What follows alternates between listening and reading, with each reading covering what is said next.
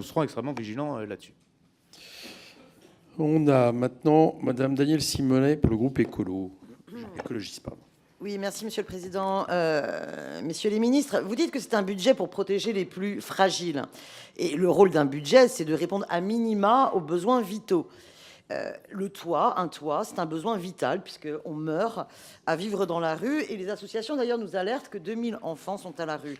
Votre réponse, c'est finalement une baisse de 55 millions d'euros, si on tient compte de l'inflation, du budget alloué à l'hébergement d'urgence. Il faudrait au moins créer 10 000 places supplémentaires et un budget d'au moins 160 millions d'euros supplémentaires.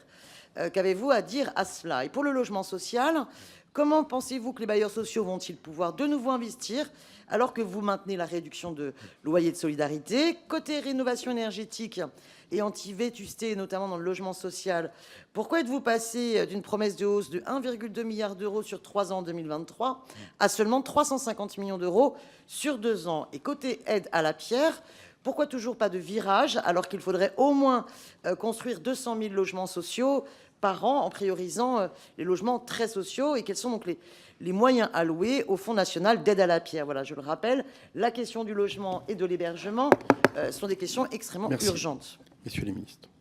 Oui, vous avez raison d'alerter sur l'importance d'avoir un débat sur la question du logement, comme je l'ai dit à Monsieur Mattei. Juste sur le rendement de la réduction du loyer de solidarité, j'ai précisé en propos liminaire que ce sera bien maintenu en 2025 sur le niveau 2024. Hein. Donc là-dessus, par rapport aux lettres plafond, oui, mais par rapport aux lettres plafond initiales, si vous voulez, c'est un bouger dans votre sens. Hein. Donc c'est quand même la nécessité de bien prendre en compte cette réalité sur les bailleurs sociaux que vous avez raison de mentionner là-dessus. Après, le débat sur le logement, il devra être au-delà de ça et devra prendre évidemment en considération toutes les variables qui sont aujourd'hui une réalité sur ce secteur-là, mais aussi tout ce que ça inclut sur les secteurs d'activité concernés.